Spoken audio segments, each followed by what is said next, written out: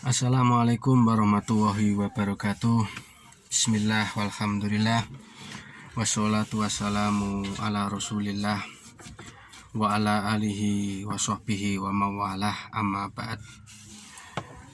Sahabatku semua dimanapun Anda berada, alhamdulillah pada kesempatan hari ini saya ingin kita untuk belajar bersama. Tetapi sebelumnya saya ingin berdoa, mudah-mudahan sahabatku semua dimanapun Anda berada selalu diberikan rezeki yang halal dan berkah, diberikan kesehatan, iman, Islam, dan diberikan kabul apapun yang dihajatkan oleh sahabatku semua. Sahabatku semua dimanapun Anda berada, memang benar di era globalisasi ini kita tidak bisa memungkiri peradaban barat itu sudah menghegemoni di negara-negara yang mayoritas muslim. Bahkan mungkin pikiran-pikiran kita juga mendapatkan racun atau virus dari peradaban barat. Karena bagaimanapun kata seorang ahli sejarah, di zaman manapun ketika peradaban yang berkuasa, ya, maka yang kalah itu akan mengikuti cara pandang pola pikir dari negara-negara yang menjadi adidaya saat itu. Tentu kita berpandangan bahwa peradaban barat inilah yang masih menguasai, ya, menjadi yang menghegemoni di negara-negara yang mayoritas muslim. Salah satu virus yang perlu kita waspadai bersama adalah virus sekularisme, yaitu sebuah paham yang tidak ada ingin campur tangan Tuhan. Jadi tidak ada campur tangan Tuhan di dalam segala aspek kehidupan manusia. Tuhan tidak boleh campur tangan dalam bidang politik, Tuhan tidak boleh campur tangan dalam bidang ekonomi, dalam pribadi-pribadi manusia, ya, cara berpakaian, itu Tuhan tidak boleh campur tangan. Itulah peradaban barat, ya. Salah satu contoh misalnya, janganlah bawa-bawa agama dalam politik, ya. Misalnya kita sering mendengar orang mengatakan seperti itu. Janganlah bawa-bawa agama dalam menentukan cara berpakaian seseorang.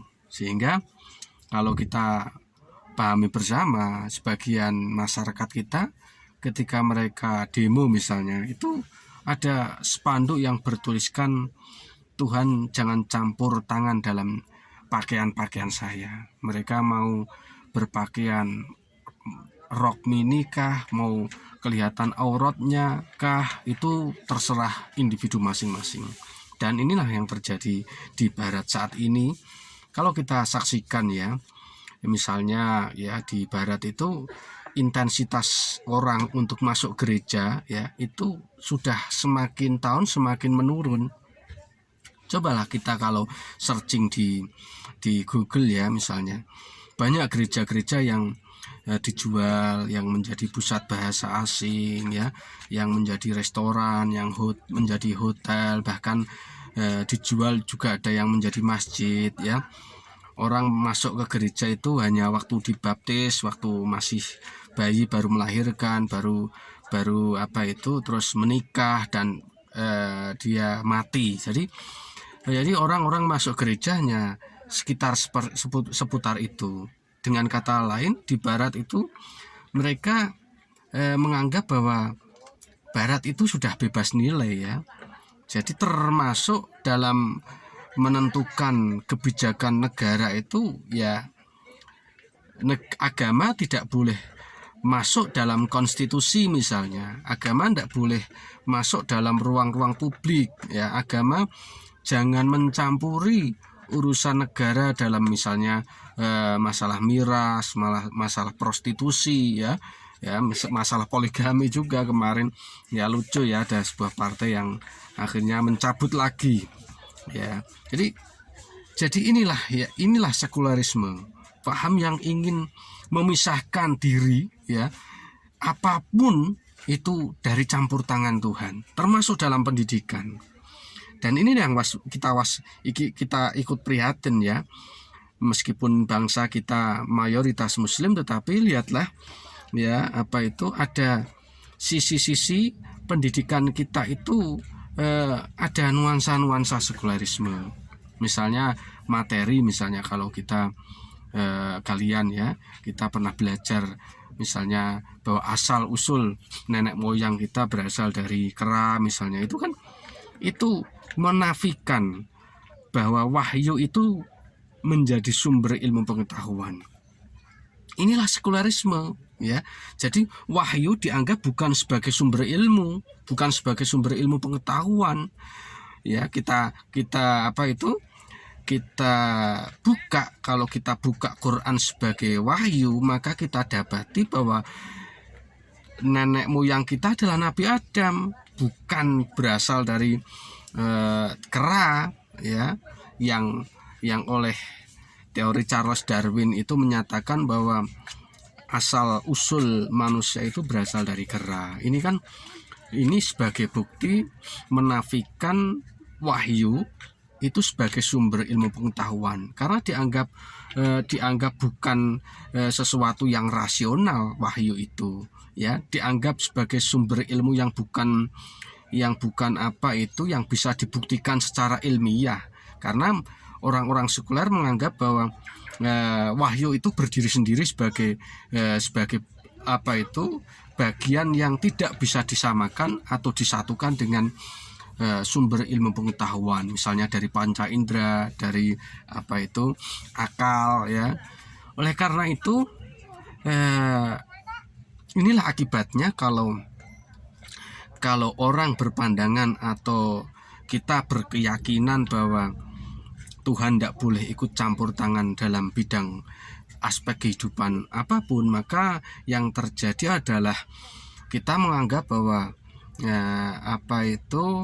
dunia kita aja ya, buat apa kita ikut aturan. Sehingga memang betul ya, Barat itu bebas nilai, bebas agama, dan mereka sebetulnya bisa dikatakan endingnya dari peradaban Barat adalah peradaban yang tidak mau mengakui Tuhan ya, atau ateis ya. Jadi inilah virus dari peradaban Barat, yang lahir dari rahim peradaban Barat, yang harus kita waspadai. Maka kita sebagai seorang Muslim meyakini bahwa wahyu itu adalah sumber ilmu juga, sumber ilmu pengetahuan ya, di samping akal ya, di samping panca indera ya, karena wahyu itu termasuk khobar sodik ya, yang tidak bisa dipungkiri akan kekeliruannya, tidak bisa dipungkiri akan kebenarannya